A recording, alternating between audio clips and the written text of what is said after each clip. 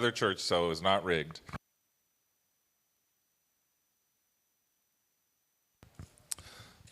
Great. Well, that was a wonderful first session. Sets us up nicely for the last session. I want to tell you before we start here, we'd like to have some time for Q&A, but we'll most likely run up against our noon deadline here. So what we're going to do is we'll close the event, and if you want to hang around, we'll do sort of an informal Q&A that won't be recorded or anything. So if you'd like to stay for that, we'd love to have you join us. So without further ado, let's go to our next session with Dr. Dunnington.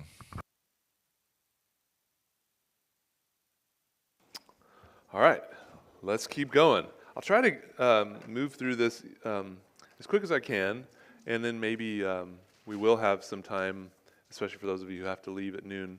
Let me see, typical professor, it's hard for me to end class early. But I'm going to try to do that. Okay, so now I want to talk about how all of this bears on the church. One part of the story that I didn't tell, when I was in divinity school, which I went to seminary in between doing my master's in philosophy and my PhD, and one of the experiences I had that got me thinking not just about addiction, but about addiction in the church, was I was sent one summer to Jackson, Mississippi, and I was sent there as part of like a racial reconciliation thing. I was there. It was an interesting experience on that front, but I was at this church called Galloway United Methodist Church, which is in downtown Jackson. This was one of the churches that was at the heart of civil unrest in the 60s, and there are all these horrific pictures of elders of the church violently pushing young black students from Tougaloo College out of the church, and there were beatings in front of the church. It's a horrible racist history. Anyway, the reason that I was there was to be part of conversations about all that stuff, but one of the things that I noticed was that downtown Jackson was really overrun with drug addiction, particularly at that time, crack cocaine addiction. And they had a little soup ministry, and most of the folks that came were folks off the streets. And I remember the sense of hopelessness that those in the church had, and a sense that we can help by providing soup and nourishment, but the idea that what we're doing on Sundays could connect with these people in any meaningful way just seemed crazy. And, I had this doubt myself, like, does the gospel even touch this issue in any way? And so part of what I brought to the questions that I asked about addiction were these theological questions, like, in what way is the life of the church implicated by its failure to connect in a meaningful way with folks with serious addictions? Are there things that the church could learn that would make it a place where we might see the power of the gospel a little bit more clearly in this respect? So I want to talk about some of those things here. And one of the ways into it is I want to try to argue that addiction is a moral and spiritual strategy. So let's get into that by thinking about that last myth, that addiction is a misguided pursuit of sensory pleasures. I think this is maybe the deepest mistake that we can make about addiction. If we think we know what addiction does for people and we're wrong about that, we're not going to be able to think about how to change the situation or how to even speak meaningfully with them about what's happening. If we misunderstand that, we might even misunderstand ourselves. So I want to suggest that addictions, remember, they're habits, if I'm right, and habits are strategies of desire. I mean, think about it in a really, really basic way. Why do we develop habits? Well, we develop habits because we want things, And habits make it much easier for us to get the things that we want. So, for instance, why is the habit of tying your shoes so useful?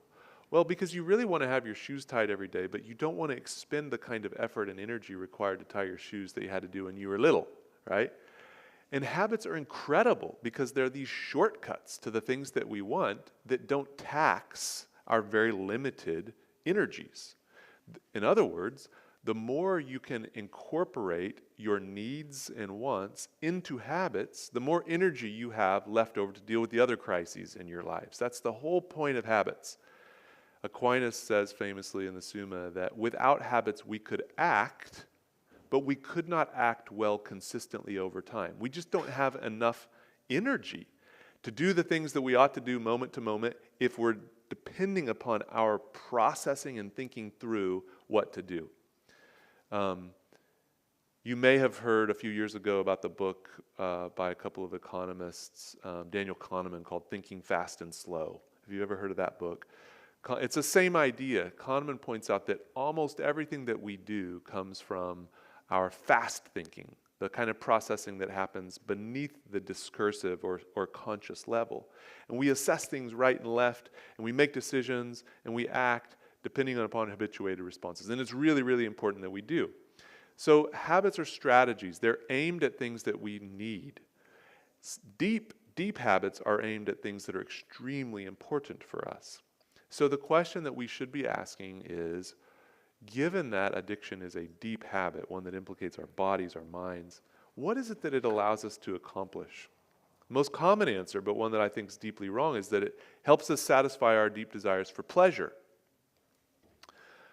This, I think, is just a huge misconception, because if that's true, then addiction is just kind of like hedonism run wild. People who are addicted are then like kids who just can't stop eating candy.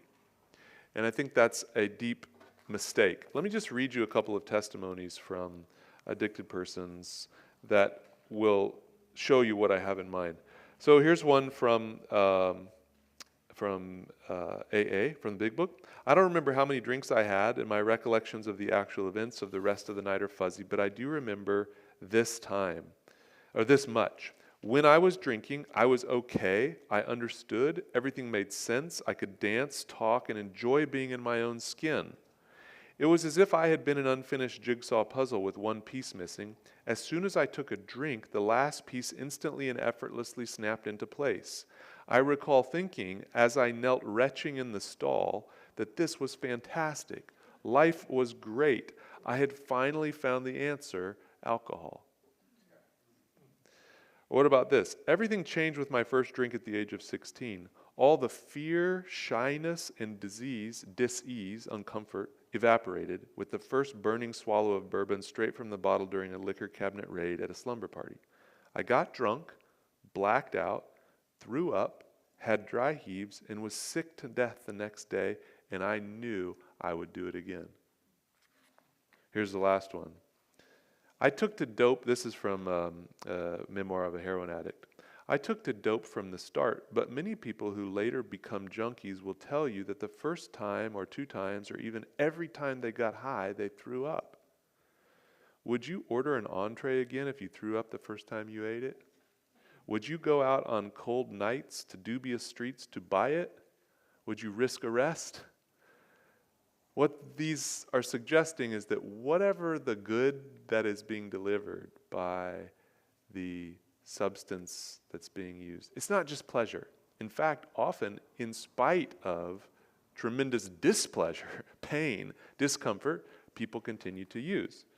Right? Look at the things in red. These are what the alcohol helps a person gain.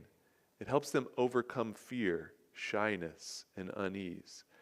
Look at the last part. I felt part of a group without having to be perfect to get approval. That's not about sensory pleasure. That is a deep social and moral good, the good of belonging. Look at what they didn't. Look at the lack of physical pleasure that they experienced. They got drunk, blacked out, threw up, had dry heaves, and was sick to death the next day. So serious substance use disorder, serious addictions are not about pleasure, right? One person that I read said that someone, he lit a cigarette in the back seat, and the person said, "I'm sorry to ruin your pleasure, but there's no smoking allowed in my car." And the guy said, "It's not pleasure, it's smoking, right? That's not, pleasure is just totally beside the point. Maybe the first cigarette you have is about pleasure. After that, it's about much deeper things. Even cigarettes are about much deeper things. What are those things? That's the question that we have to answer. That doesn't look fun, right? It doesn't look fun at all. And that's because this person is not in pursuit of sensory pleasure. They're in pursuit of something much deeper, much more significant. One of the addiction researchers that really forced us to think about this was a guy named Bruce Alexander. And you may have heard of this now famous experiment called Rat Park. And Bruce Alexander was an addiction medicine researcher. And if you're an addiction medicine researcher, you often have a lab that is full of these Skinner boxes. So you just got a lab full of these rats, and you're testing a bunch of different drugs. You're trying to figure out what happens to their bodies when they take them, how quickly they get addicted, what you have to do to try to get them to not be addicted. And it's always been remarkable how easily rats get addicted to drugs.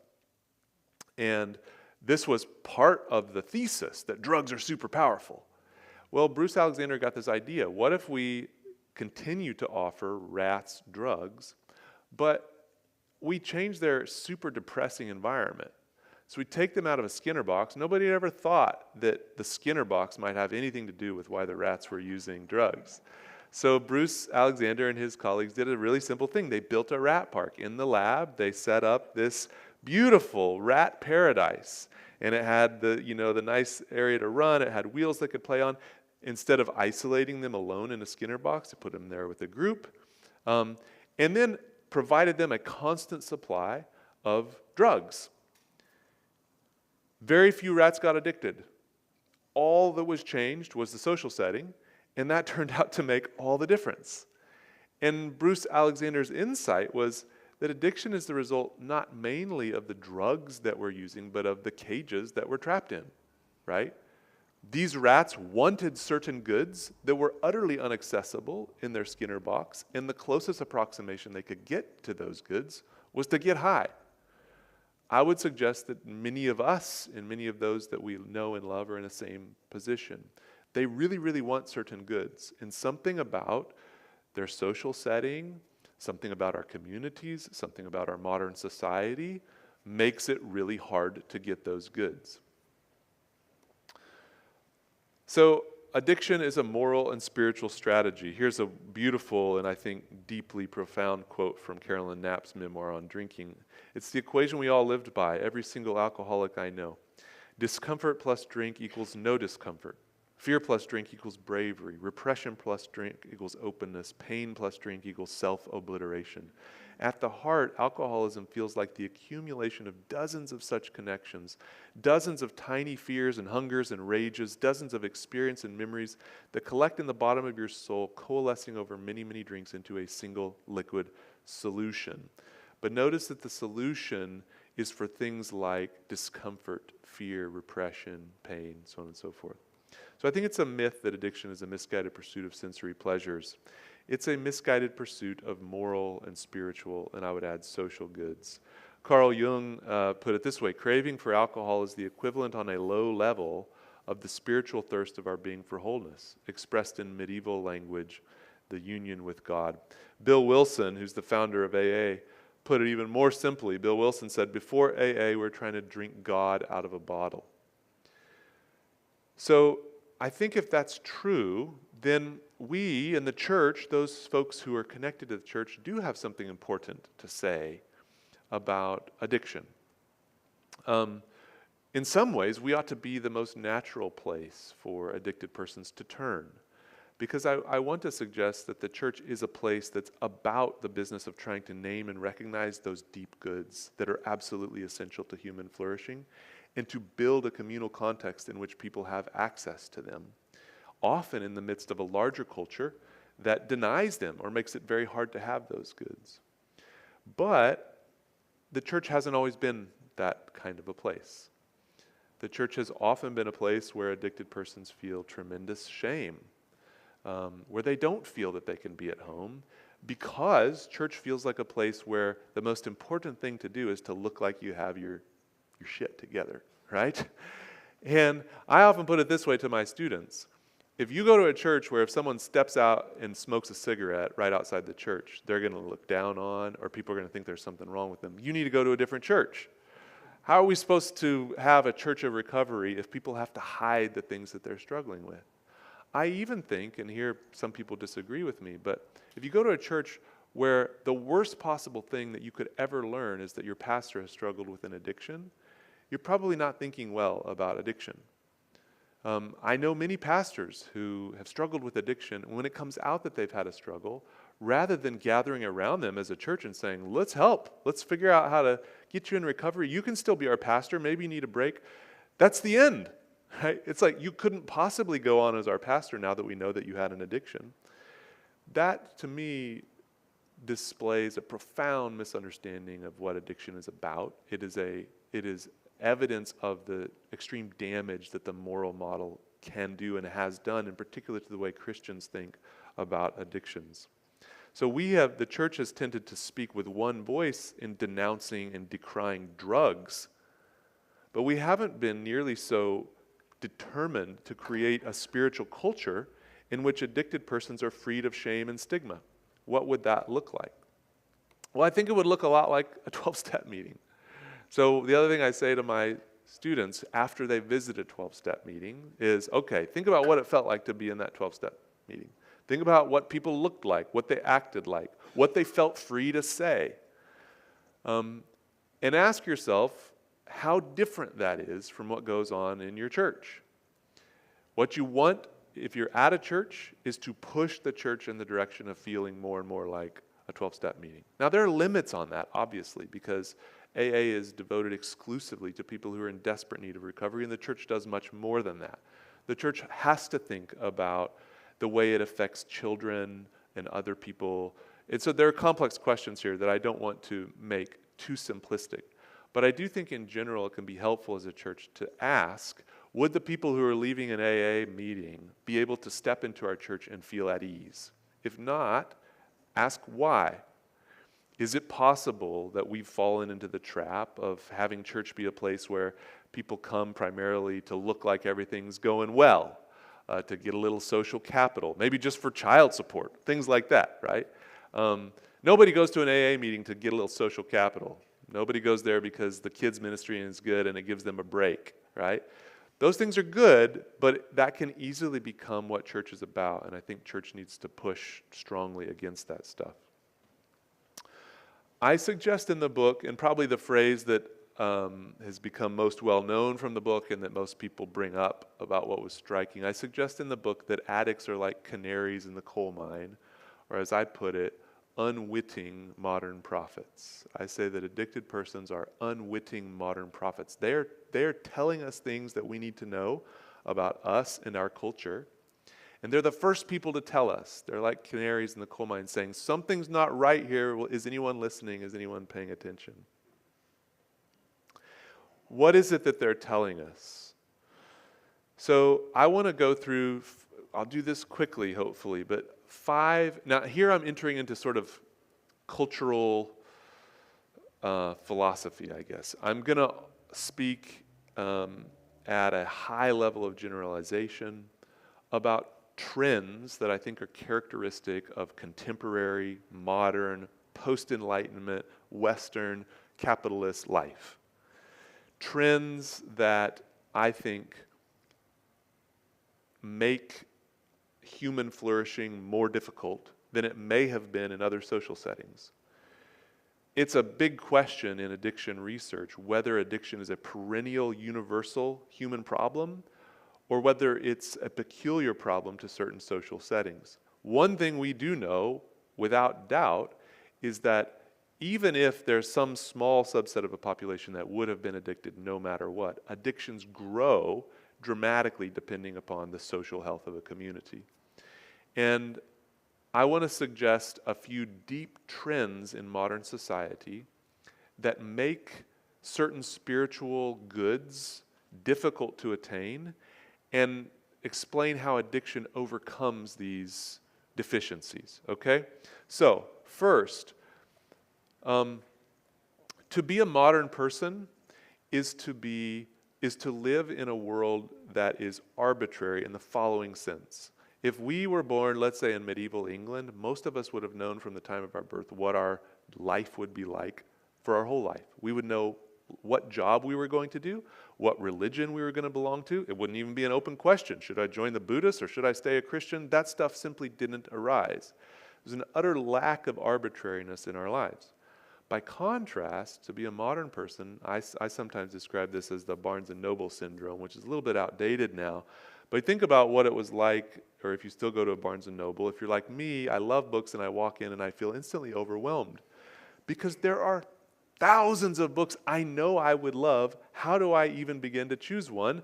Whatever I choose is no doubt not the best one I could pick, so I just want to walk out the door, right? Well, modern life is sort of like that. We are confronted with a tremendous variety of options from the time that we are young, and we're given two conflicting messages. Be all that you can be. In other words, you better maximize your life, and you can do anything you want. It's a recipe for being overwhelmed by a sense of arbitrariness, because every door you walk through closes down another one, and it would be nice, it would be a relief to have your destiny taken out of your hands, right? And to have a purpose that's given to you by some force that's bigger than yourself. Well, addicted persons have that. When you show up at an AA meeting and you say, I'm Joe and I'm an alcoholic, what you're saying is, I know who I am in this one sense in a way that is not arbitrary, that is not deniable. I'm not just consuming all these options, I've become consumed by something. There's a kind of relief that comes from being able to lay claim of an identity in this way. It's one of the reasons that if you challenge a person who is an alcoholic in AA and say, you're not an alcoholic anymore, they will hold on to that descriptor. At least they know who they are in that one deep sense, right? So there is a good of having a kind of identity and coherence that is very hard to come by in modern society, to which addiction offers a response. Our lives, these are all closely related. Our lives are deeply fragmented in a way that would not have been true in earlier cultural settings. Our work life, our home life, our friend life, our church life, these things are often dramatically fragmented. And one of the things that addiction does is it integrates everything in your life around one goal. Alcoholics call it thinking drinking. In other words, all throughout the day, every choice they make is oriented around this one goal: how can I get drunk and stay drunk? There's a kind of simplicity. William Burroughs, in his memoir, Junkie, says, the life of the heroin addict is measured out in eyedroppers of morphine solution. That sounds really depressing, and it is, obviously. But it's also nice to have your whole life measured out in terms of one thing. Only one thing matters. And anyone who's been in the grips of an addiction knows that no matter how badly everything else goes, you feel that as long as you have the substance you need, you'll get through. That one thing provides a kind of coherence and integrity to your day that can be very hard to come by in modern fragmented life. A third thing is modern isolation. We're a lonely people, and there's nothing that produces, lonely people are ripe for addictions, because addictions tend to give the illusion of togetherness and community. Bill Wilson said that he himself believed that it was primarily his loneliness that drove him to drink, and it was only because AA became a kind of community that could deal with that deep loneliness that it became a place where recovery was possible. I'll just read you a couple of, the big book is full of stories like this, and in fact, I would say this is the most consistent theme in the big book, the way that alcoholism became a response to loneliness and a lack of belonging.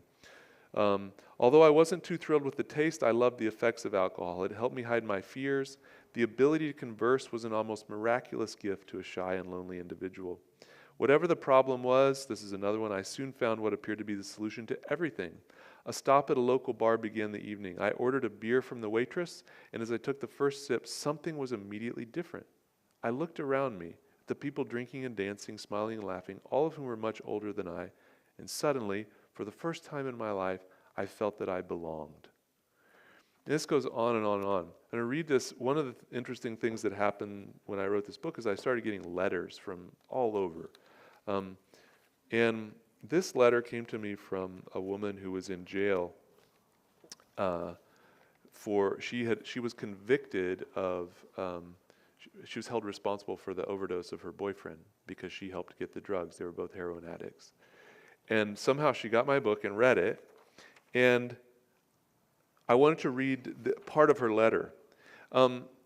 She says that she loved my book because she felt like it named what drove her to addiction and kept her in heroin addiction better than anything she'd ever read. And here's a part of it. She said, "For a very long time, I've tried to explain how there is so much more to the dope game than just getting high, about the appeal of losing yourself entirely, waking up every day knowing exactly who you are and what you have to do, the clearly defined subculture you belong to, and the delightful rejection of the vacuous, boring pettiness of American culture."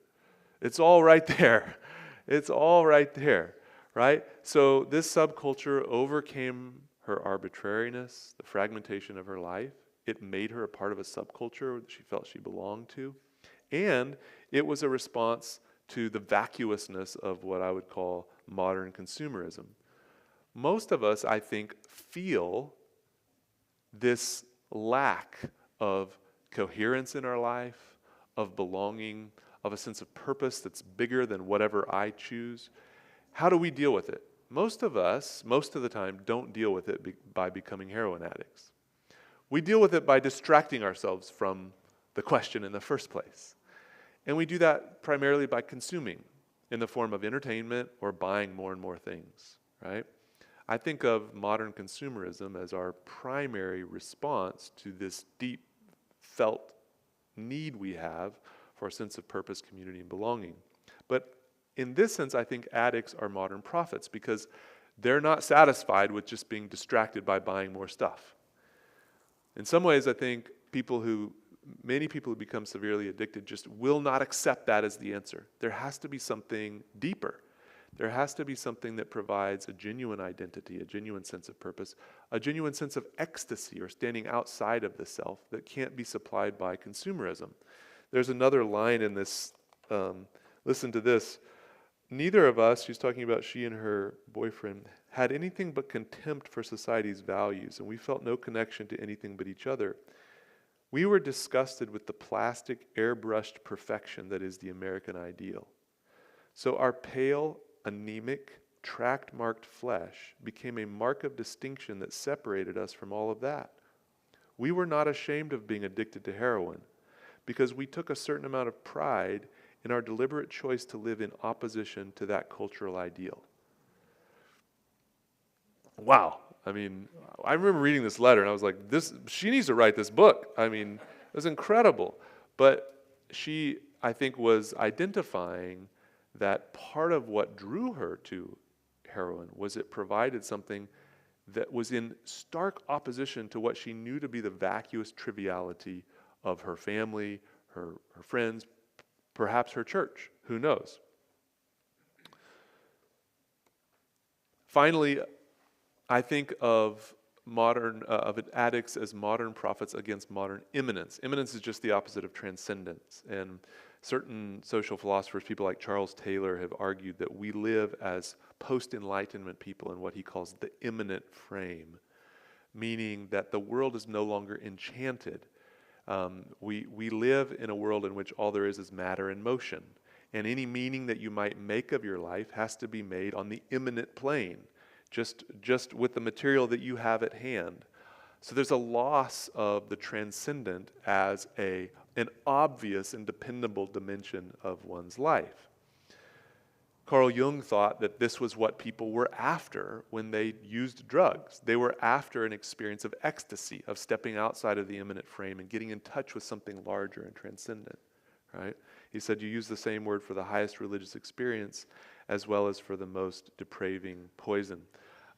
I had a friend in divinity school who'd been an EMT before, And he told me about the first time he went on a call for an overdose, and he walked into the apartment, and everything in the apartment was clearly devoted to the use of heroin. And he said, that was the first time I felt like I got a really clear picture of what worship looks like. I thought that was such an interesting idea, right? That the object of use can become almost this transcendent thing that's larger than life, that's worth dying for, honestly. And we are people who want something that's worth dying for. We're actually people who want to live a life of risk in service to something bigger than ourselves. And if you live in a community or a society that tells you that that's not what you should be about, you should just be about satisfying your basic imminent wants and needs, getting a little bit of pleasure, being comfortable, being safe, there's something in the human spirit that screams out against that. And you can think of the practice of addiction as a kind of embodied critique of that culture of imminence, safety, so on and so forth. Okay. So, addicts as modern prophets against these things, arbitrariness, fragmentation, isolation, consumerism, and imminence. The church's challenge. Now I'm just going to speak very speculatively, but this I think would be something that would be interesting for you to talk about in your churches. What are we doing that in any way addresses these needs? Needs for the unity of a life, for a purpose bigger than oneself, for an alternative to a kind of airbrushed consumerist culture, so on and so forth. Here are just some these are probably controversial, they're just thoughts to stir the imagination. So in response to modern arbitrariness, can the church catechize disciples who see Christian as their primary identity? Can we challenge the idols of nation and family, the fundamental identity markers for American Christians? So, for instance, remove the flag, stop celebrating Mother's Day, do infant baptism. Now, I'm just coming up with random things, but the reason I list those things is that they each, in their own way, try to underline what it would mean if Christian rather than American, or Christian rather than our race, or Christian rather than our profession, was our primary identity. And I think churches who are thoughtful about how to not just tell people the gospel, but to make them Christians first and foremost, have a beautiful response to the kind of arbitrariness that is characteristic. In other words, ask more from your parishioners, not less. That is a better chance of helping people find an alternative to the addicted life if the church becomes a place that demands more, not less of them. In response to modern fragmentation, can the church preach and embody the gospel's call to will one thing, the coming of the kingdom of God? We challenge the public-private distinction. The public-private distinction is one of the most damaging things to the modern church. The idea that what you do in your bedroom and what you do with your checkbook is your own private business and nobody in the church should need to know about it, that is the embodiment of the fragmentation against which addiction is a response. One of my old professors said, any religion, he learned this from one of his colleagues who was in Judaica, any religion that doesn't tell you what to do with your pots and your pans and your genitals is not a religion worth following. The whole point is that we care about everything. Everything is part of the church's business.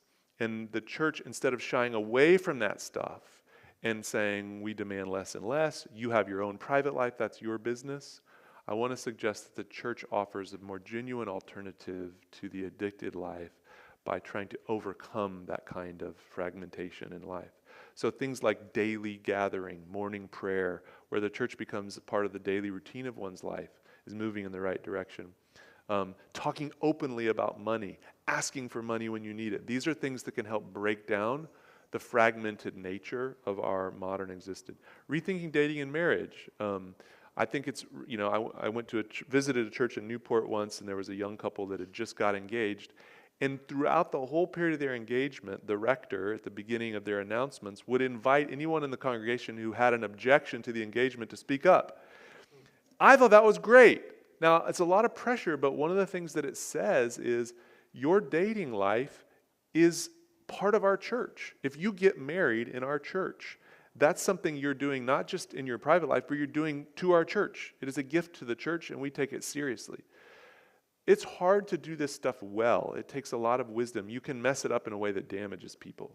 And so I'm saying these things in a way to be provocative. It takes a lot of carefulness, and if you're reckless about these sorts of things, it will hurt people. Nevertheless, I think it's true that the church has tended to shy away from getting involved in people's lives for fear of being judgmental. But there's a great loss that comes in doing that. And the challenge of the church is to figure out how to create a culture in which our intrusion into one another's lives is not experienced as judgmental, but as what you have to do if you're actually living as a contrast society, right? Number 3, in response to modern isolation, can the church be a place of authentic, vulnerable human relationship? Can we challenge the heresy that people go to church because they're healthy and morally sound? Nothing can be more important here than placing confession at the center of the church's life. That's what you do every time you go to AA. It's basically a confessional setting. And of course, we do more in church than confession. We do more than confession, but we must do at least confession. That looks very different in different settings, but I think it's an important question to ask. What does our church do by way of making this a confessional space where people can share their struggles? And what I love about AA is that when people share their failures, it's not like, okay, we can deal with that. It's celebrated as a gift to the community. By sharing your failures with us, you help us all be more faithful. And I think we need to create a space in the church where confession of pain, brokenness, and struggle is actually celebrated. I also think there's tremendous wisdom to be gained from the role of novice sponsor relationships in AA. So as soon as you get to AA, they tell you, you got to find a sponsor, and it needs to be an old grizzled veteran, and you might not even like them that much. They're not trying to be your best friend. You need them to hold your hand and show you what it's like to be in AA. The church could do this, and in some places does. I often say, I don't know why we think that the youth pastor of a church needs to be some young, cool guy. Make it an old curmudgeon who loves Jesus and can tell people how to be a member of the church. If you don't do that, at least partner up the young with an old veteran, right? So to be intentional about building these relationships where young people in the church see themselves as apprenticed to elders and people with wisdom is one way of overcoming the isolation epidemic. And of course, a great way is to have a church where there are lots of addicted people among you. You can learn from them what it looks like to live vulnerably, to have your brokenness on display. And I sometimes think that it's easy to say we want to be a church that helps with addiction, and so let's start a separate ministry. It's good to have addiction ministries, but there is a danger when you do it that way of making it seem like regular church is where the people go who have stuff to figure it out, and then for those of us who are really struggling, they go to the ministry to talk about it. You don't want to do it that way. You want to try to figure out how to get what's happening in that ministry into the larger part of the church. And this has happened at my church back in Santa Ana recently. In a beautiful way, it just so happened that several different recovery houses just sort of chose our church as the place that they could come. And I think it's because they felt comfortable there.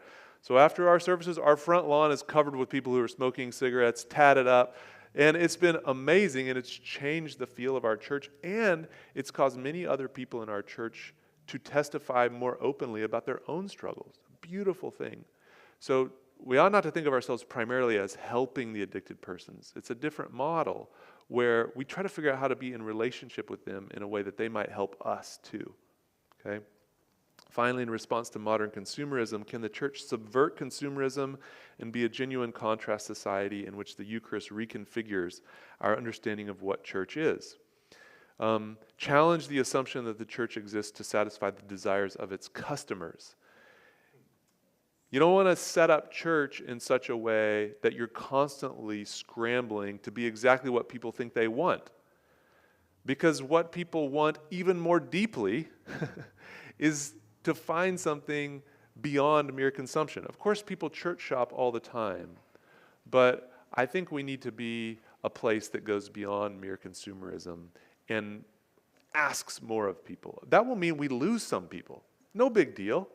But those that we gain, we'll actually be offering them something that could lead to a life of real flourishing and potentially even freedom from addiction.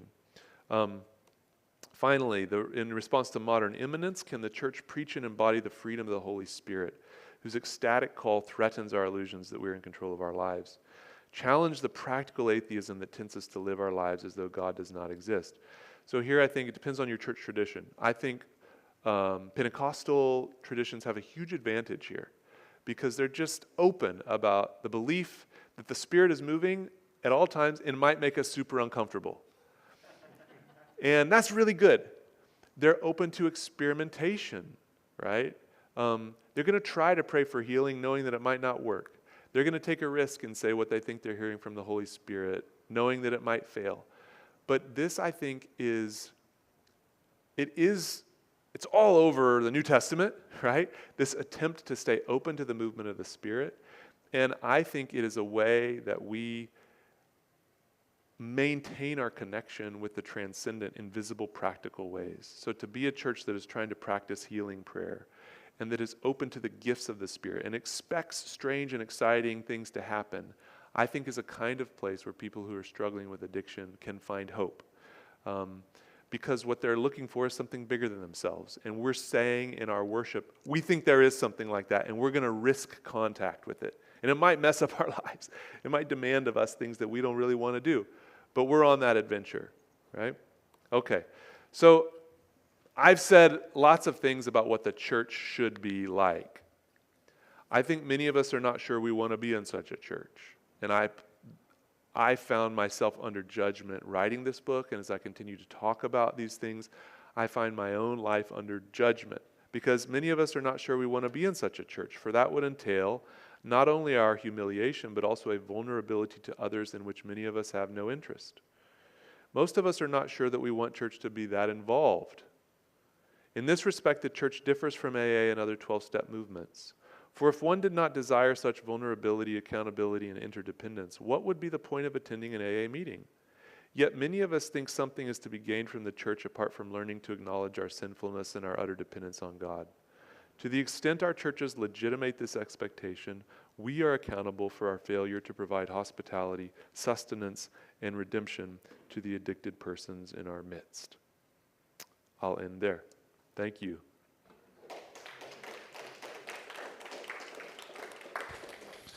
Thank you very much. Really appreciate all that you shared today.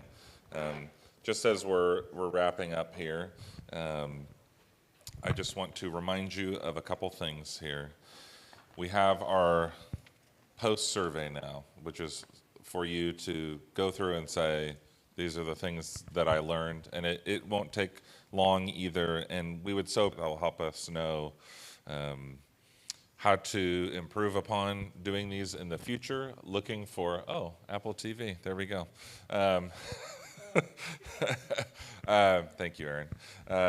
It will help us, when we're moving forward, what we can do, because I think this is something we all recognize. We're just scratching the surface of such